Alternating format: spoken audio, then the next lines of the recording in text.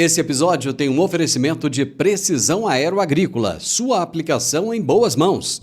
Agro e prosa, apresentação Divino Ronaldo.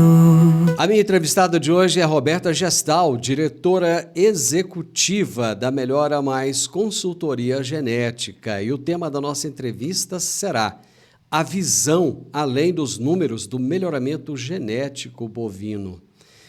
Olá, Roberta, tudo bem com você? Boa tarde, tudo bem? Graças a Deus. Tudo ótimo. E com você? Tudo maravilhoso, tudo divino. Como é que estão as coisas aí em São José do Rio Preto?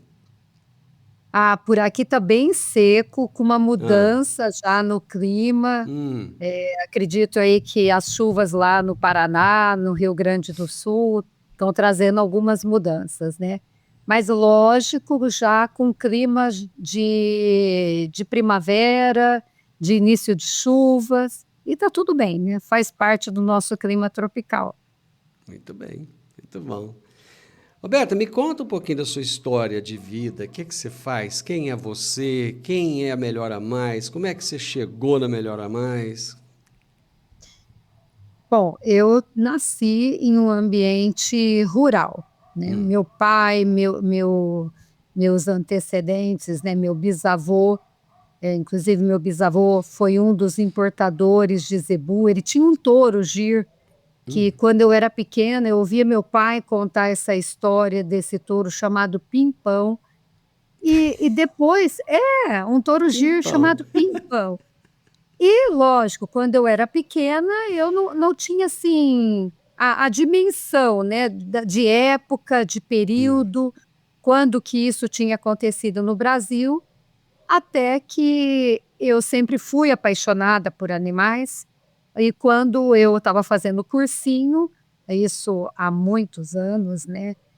Aí eu tinha uma pessoa dentro do cursinho que nos orientava quanto à graduação.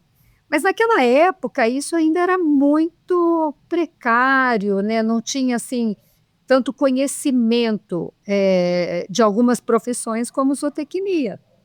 E foi bem na época que iniciaram as pesquisas de oceanografia, oceanologia no Brasil. E eu tinha um sonho de fazer oceanografia. E a oceanografia, na época, só tinha em dois locais no Brasil. No Rio Grande do Sul, e, na verdade, não era oceanografia, era biologia marinha em Santos. E eu queria fazer essa faculdade. Mas aí eu descartei Rio Grande do Sul pela distância. Nós não tínhamos tanta facilidade de deslocamento como nós temos hoje. Então eu teria que abrir mão de estar próximo da minha família, teria que me deslocar apenas 1 ou 2 vezes por ano para próximo deles, e aí fui atrás de biologia marinha. Mas quando eu fui fazer uma busca na faculdade em si, o curso estava no momento de reestruturação. E eu não via a possibilidade de ingressar na graduação de biologia marinha. E foi quando essa pessoa que estava orientando os alunos do cursinho falou: olha, eu estive recentemente em Uberaba visitando a Faculdade de Zootecnia de Uberaba e eu sinto que você tem perfil para isso. E como eu tinha uma afinidade muito grande com animais, com o meio rural, eu prestei zootecnia e quando eu ingressei em Uberaba. Eu acredito que foi uma orientação divina, porque quando eu cheguei em Uberaba, eu tive assim uma iniciação muito forte na zootecnia. Meus amigos não eram amigos do mesmo período que eu convivia, eram pessoas já mais velhas e que começaram a me levar para congressos, para exposições, e eu realmente entrei no mundo do zebu. E quando eu entrei no mundo do zebu, eu me apaixonei. Então foi um momento muito intenso da minha vida acadêmica, foi ter essa experiência em Uberaba. Uberaba é o centro da pecuária zebuína. E lá eu tive a oportunidade de conviver, conhecer, né, na verdade eu comecei a conhecer, a me interagir com pessoas que eu convivo até hoje. Então eu era uma menina, na minha sala de graduação, nós éramos apenas em 5 mulheres, os demais alunos eram homens. Eu nunca senti dificuldade de continuar na minha carreira, e as portas foram se abrindo. Eu consegui fazer um estágio na BCZ durante 1 ano. Durante 1 ano, abriram-se as portas. Eu fiz 2 exposições na ocasião que foram um marco na minha carreira. A Expo Zebu, que eu fiquei do início ao fim da Expo Zebu, desde da preparação, de enviar contato para os criadores, de receber os animais, de admitir os animais dentro do parque, de participar de todo o julgamento e o fechamento. E na sequência teve a Expoinel, que é a Exposição Internacional do Nelore. E nessa ocasião eu conheci meu primeiro patrão, que foi o Dr. Paulo Egídio Martins, ex-governador do estado de São Paulo. E durante a Expoinel ele me contratou para trabalhar com ele. Eu não tinha me formado ainda. Eu ia me formar em junho e ele me contratou em abril. E a partir daquele momento eu ficava 4 dias em Uberaba e passava os finais de semana na fazenda com ele em Rancharia, São Paulo. Eu saía de noite, pegava um ônibus, ia para a rancharia, passava o final de semana e retornava. E trabalhar, né, essa jornada de trabalho com o Paulo Egídio Martins me deu uma visibilidade muito grande dentro da pecuária, porque eu entrei para dentro da pecuária seletiva, e também uma bagagem muito forte, porque o Dr. Paulo Egídio sempre foi um empresário. Ele não era somente um pecuarista, ele era um empresário. Então ele trouxe uma visão de gestão para mim, ao mesmo tempo eu tinha uma visão técnica. E o Dr. Paulo sempre dizia que a técnica, como zootecnista, eu já era, e que eu precisava ter uma visão sobre gestão. Que isso a faculdade, né, ainda mais as faculdades na época, não nos formavam para essa visão de gestão. Mas também foi com o Dr. Paulo Egídio que eu ingressei no melhoramento genético animal.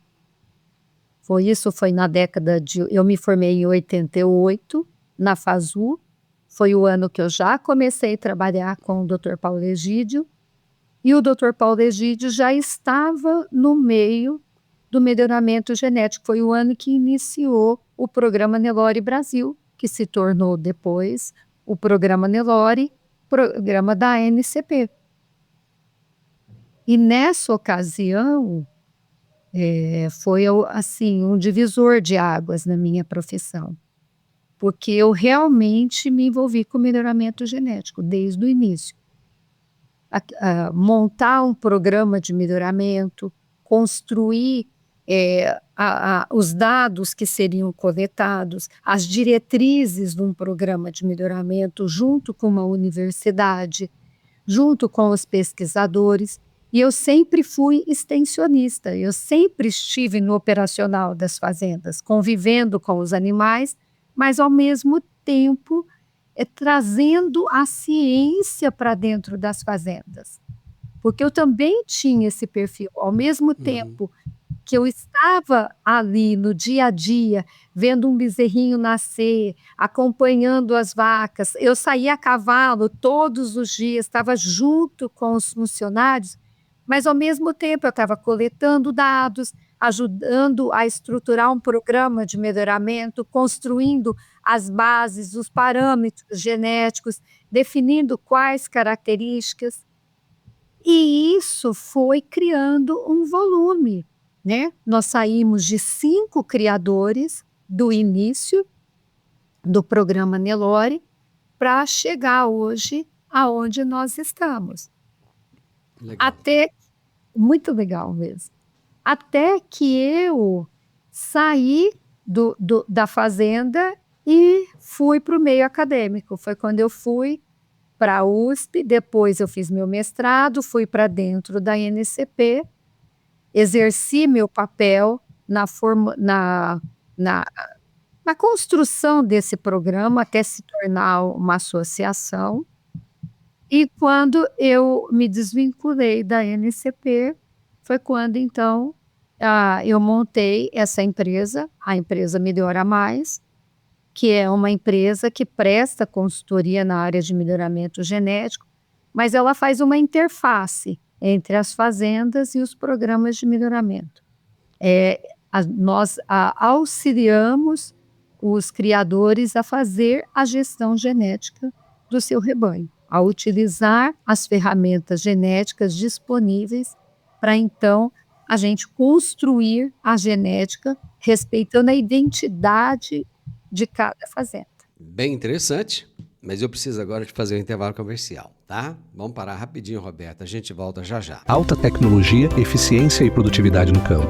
Com a precisão aeroagrícola, você tem maior uniformidade na aplicação, sem amassar plantas e sem compactar o solo.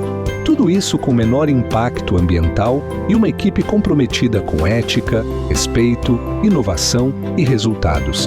Certificação em aplicação aeroagrícola sustentável, base em Catalão e pontos de apoio em Goiás, Minas Gerais e São Paulo. Precisão Aeroagrícola, sua aplicação em boas mãos. Acesse www.precisãoaeroagrícola.com.br. A Roberta Gestal é especialista em melhoramento genético e está batendo um papo conosco hoje aqui no programa. Você tira uma dúvida minha? Lógico. O que aconteceu com o Pimpão?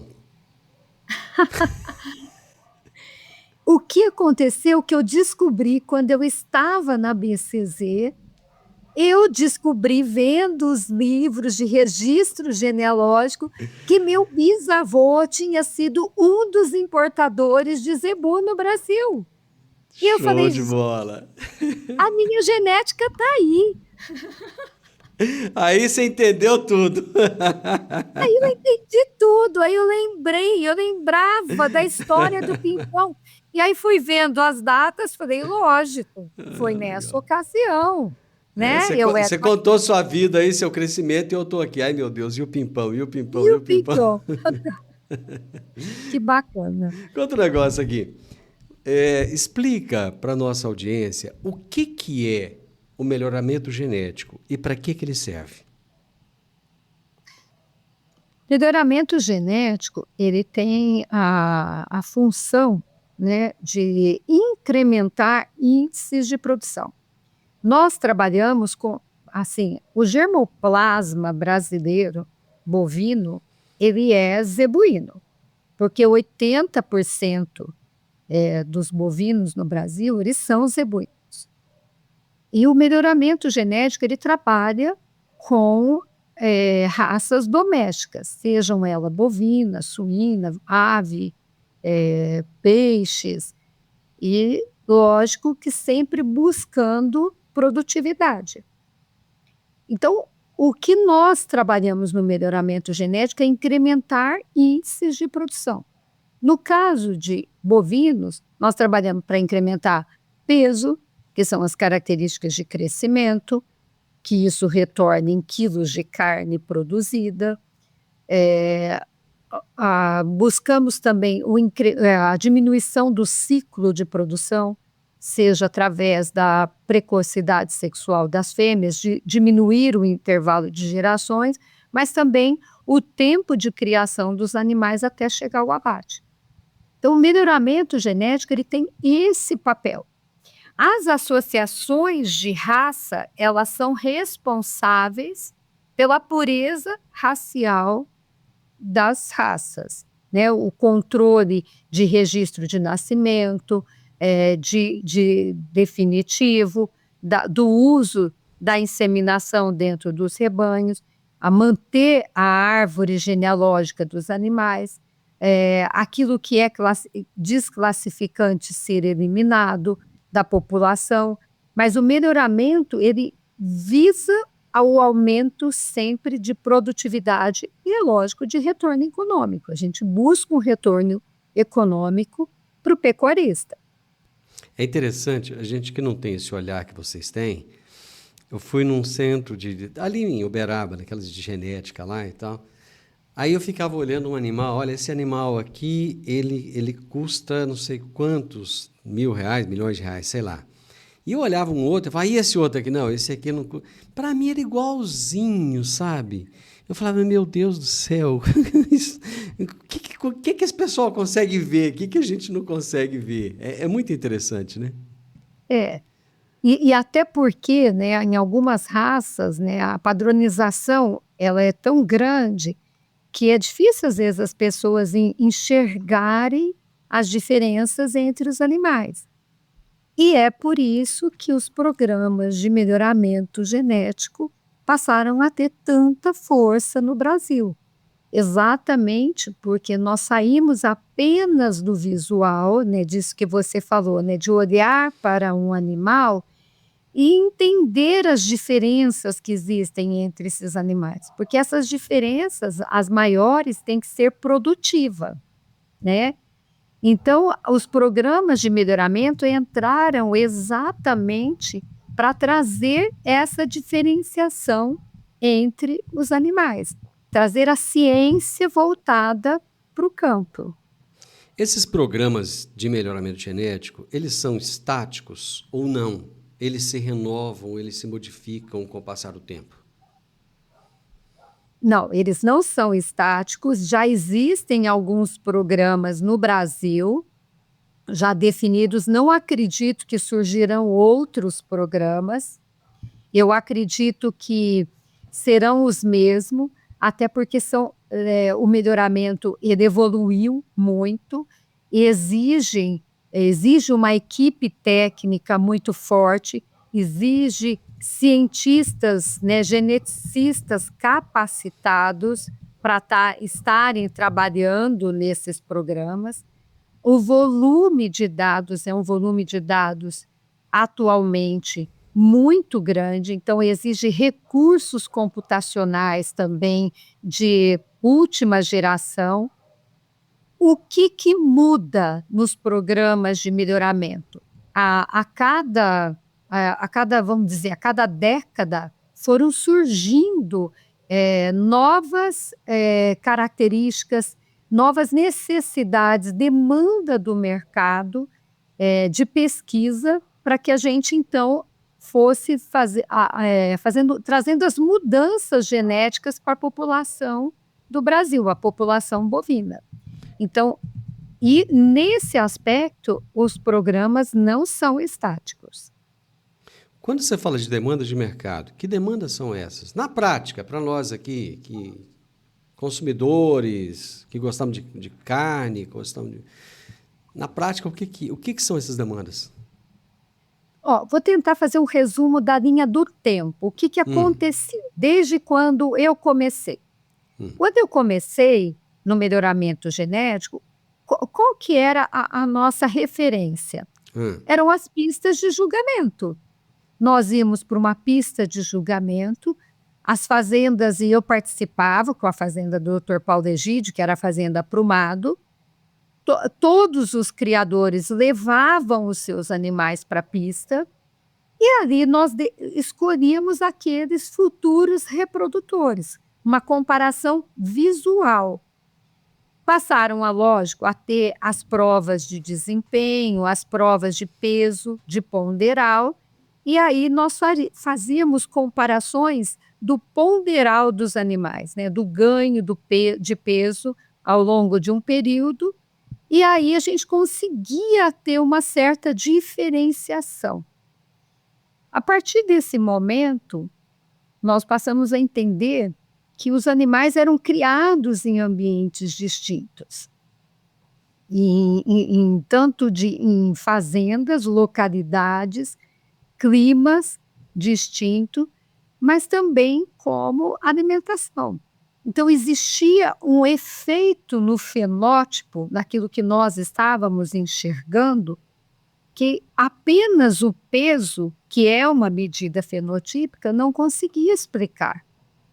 Qual que era essa diferença? Será que a diferença que era visual, que nós estávamos enxergando nos animais, era somente um efeito do genótipo, da genética, ou ele tinha uma influência do ambiente? E nessa ocasião, então, foram quando surgiram os programas que nós passamos a ter o quê? Medidas de peso. Passamos a ter uma coleta de informações das fazendas, que vinham das fazendas, sobre o peso dos animais, e logo na sequência, medidas do perímetro escrotal dos animais, e passamos então a ter uma base de comparação, eliminar aqueles efeitos fixos, que são os efeitos que nós temos dentro da fazenda, índice pluviométrico, sanidade, lotes de manejo, e passamos então a eliminar essas informações para extrair o genótipo do animal, aquilo que seria transmitido para as próximas gerações. Então esse foi o nosso início com as características de peso, porque a nossa moeda, a moeda da pecuária de corte, é a arroba. Então passou a ser importante nós olharmos para o peso e enxergar a diferença, não só a diferença no peso da balança, mas a diferença de habilidade de transmissão genética, eliminando os efeitos de ambientes, porque, por exemplo, se eu estou numa fazenda onde eu tenho uma condição favorável, né, uma fazenda de terra muito boa, de índice pluviométrico muito bom, e eu tenho um peso médio da safra, na desmama, 280 quilos.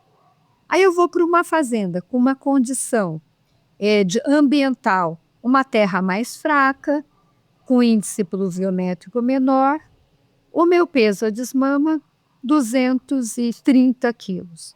Eu tenho uma diferença de 50 quilos. Essa diferença, ela é genética ou ela é ambiental? A partir do momento que eu entro com essas informações dentro de um programa de melhoramento, modelos estatísticos, eu começo a separar o que é ambiente, o que o ambiente está influenciando, e começo a entender o que é genético. Entendi. E aí sim eu posso comparar as duas fazendas e entender se isso é genético ou é ambiental. Então, nós começamos com as características de peso, de mensuração de perímetro escrotal. Na época, todo mundo falava assim, mas o que vocês querem com medir testículo de macho? Vocês querem aumentar o testículo do macho? Não. É que quando você tem um salto no tamanho do testículo, o animal está entrando na puberdade. Então, nós queríamos identificar os animais precoces sexualmente. E aí o que aconteceu? Nós evoluímos para ter essa medida na fêmea. O nosso ciclo normal de produção, nós temos os animais desmamando praticamente de abril a agosto, no nosso clima tropical, pensando em Brasil central. Esses animais têm praticamente 6 meses até a primeira estação de monta da vida delas, que seria no final do ano. A partir de outubro, nós já começamos a estação reprodutiva no Brasil. Então, o que acontece com as nossas fêmeas? Se elas não entram na primeira estação de monta da vida delas, elas só vão entrar na segunda, com idade média de 26 meses. E aí, enxergamos a necessidade de reduzir o ciclo de produção, de ter essas fêmeas entrando na reprodução na primeira estação de monta da vida delas. Só que não é uma característica isolada. Essas fêmeas, elas têm que ter velocidade de ganho em peso, Uhum. perdão, tem que ter velocidade de ganho em peso, elas precisam ter o start da puberdade, a maturidade para sustentar a gestação e depois para criar bem a sua cria, trazer o aleitamento para a sua cria. Então, nós fomos evoluindo. Nós saímos do peso para a precocidade sexual e, nesse caminho todo, nós começamos também a entender que não bastava o animal ter alto desempenho. O desempenho dele precisava ser convertido em carne, em qualidade de carne. Não só o peso do animal vivo, mas o rendimento que ele traria no frigorífico. E além do rendimento do frigorífico, nós teríamos que ter a qualidade da carne, porque nós alimentamos não só uma população interna, mas o Brasil tem a responsabilidade, cada dia mais, de alimentar uma população mundial. E, atualmente, a característica que nós buscamos é que, além de tudo isso que eu estou falando, o animal passa a ter eficiência no aproveitamento do seu alimento. Então, nós temos que ter um animal que tenha velocidade de ganho em peso, qualidade de carcaça, mas que, ao mesmo tempo, ele seja eficiente no aproveitamento do alimento. Na conversão alimentar dele. Na conversão alimentar, que é hoje onde nós estamos dentro do melhoramento genético. Essa é a característica que nós estamos buscando atualmente dentro dos programas de melhoramento. Roberta, você me dá só um minutinho? Nós vamos para o comercial e voltamos já. No mundo do agronegócio, informação é poder. E no portal agroeprosa.tv você encontra as notícias mais relevantes e atualizadas sobre o setor que move o Brasil. São análises, entrevistas com especialistas e tudo o que você precisa saber para se manter à frente no mercado. Do campo à mesa, agroeprosa.tv conecta você ao que realmente importa no agro. Acesse agora mesmo agroeprosa.tv e fique bem informado. www.agroeprosa.tv. A notícia do agro começa aqui. Paixão pelo que faz. Esta é Roberta Gestal, a nossa entrevistada de hoje. Bom, eu sei que aí na Melhora Mais, tem a Ângela e tem o Luiz Fernando, é isso? Correto. E atualmente a Bianca e uma secretária que é a Shayla. Ixi, já aumentou a turma então. A turma está Sim. crescendo. Né? Bacana. Qual que seria uma orientação assim, bem valiosa em se tratando de melhoramento genético para um novo criador de Nelore que está iniciando no plantel? Uma orientação valiosa é começar fazendo uma boa escrituração zootécnica, com qualidade de dados, ingressar em um programa de melhoramento genético e ter uma orientação técnica direcionada. Hoje nós temos caminhos, ferramentas que permitem acelerar o progresso genético, tanto através de técnicas reprodutivas, como a inseminação artificial, a fecundação in vitro, e também como ferramentas dentro dos programas de melhoramento genético para conduzir a um progresso genético mais rápido. Sabendo que o ciclo o intervalo de gerações dentro da bovinocultura não é um intervalo curto, é um intervalo mais longo. E por isso precisamos de técnicas tanto reprodutivas como de ferramentas dentro do melhoramento para acelerar o progresso genético. Eu tenho mais umas 4 horas de assunto para conversar com você, mas o nosso tempo está acabando. Nós nem falamos do fórum ainda, mas só para a gente concluir aqui, o fórum ele gerou alguma provocação no mercado pecuário para uma reflexão sobre esse direcionamento e os rumos do melhoramento genético? Sim. A intenção foi essa, porque nós temos que, cada dia mais, buscar a essência do melhoramento genético. É o que nós queremos. como eu disse, a gente tem uma responsabilidade com a produção de carne. Nós somos o maior exportador de carne do mundo e nós temos que produzir carne. Nós fazemos uma pecuária seletiva e essa pecuária seletiva, que está envolvida diretamente com o melhoramento genético, ela precisa chegar até a base do rebanho comercial, que é um rebanho muito grande, e ele precisa receber essa genética. Então, nós estamos produzindo genética para atender rebanho comercial. E a intenção era que o melhoramento genético, ele tem ferramentas, como eu disse, e os programas de melhoramento genético são fundamentais nessas ferramentas, porque são eles que fazem pesquisas, que geram parâmetros genéticos, que estudam os dados que os criadores fornecem para devolver para os criadores a avaliação genética. Mas a avaliação genética, ela não é o ponto final. Ela é uma ferramenta para que os criadores possam identificar, fazer seleção e multiplicar os seus animais. E o que nós percebemos atualmente é que, às vezes, essa variação genética ela está sendo usada como uma ferramenta de marketing.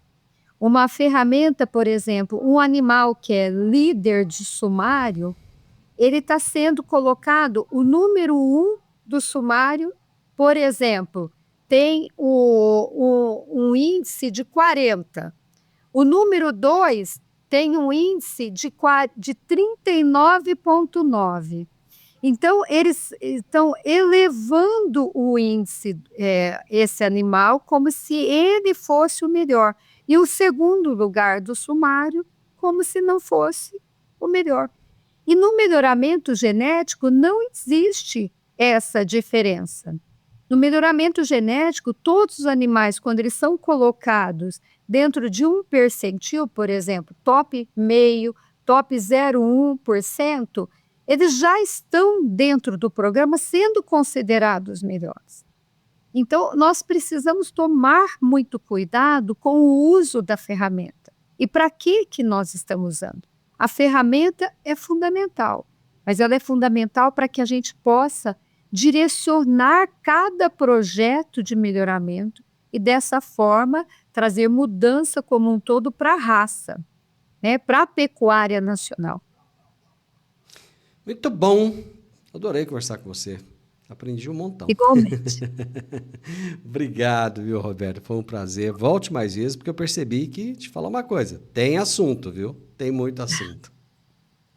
Ainda mais com alguém que é apaixonada pelo que faz e tem vontade de multiplicar essas informações. Eu que agradeço. O mundo precisa de mais gente apaixonada pelo que faz, viu, Roberta? Precisa de muito mais. Obrigado. Fica com Deus. Abraço. Amém. Abraço. Eu conversei aqui com a Roberta Gestal, que é diretora executiva da Melhora Mais Consultoria Genética, e ela falou que ela é uma apaixonada pelo que faz desde criança, né? É tão bom quando a gente faz aquilo que... Quando a gente ama aquilo que faz, né? É maravilhoso isso, porque realmente a paixão nos torna melhores naquilo que escolhemos para a nossa vida. Nós falamos sobre a visão além dos números do melhoramento genético bovino. O podcast Agro e Prosa tem o objetivo de falar do agronegócio de forma fácil, simples e descomplicada. Diariamente conversamos com os maiores atores do agro e abordamos os mais diversos assuntos de interesse de produtores rurais, técnicos, pesquisadores, profissionais da área e simpatizantes do agronegócio. Se você gosta do nosso podcast, então você pode nos ajudar. É muito simples. Basta seguir-nos nas principais plataformas de streaming e também no YouTube. Se você deixar um gostei, compartilhar os episódios e deixar um comentário, já vai nos ajudar muito a dar relevância tanto ao podcast quanto ao canal. E o mais importante de tudo, nos siga para receber notificações de novos vídeos e episódios. Um grande abraço para você e até a nossa próxima prosa.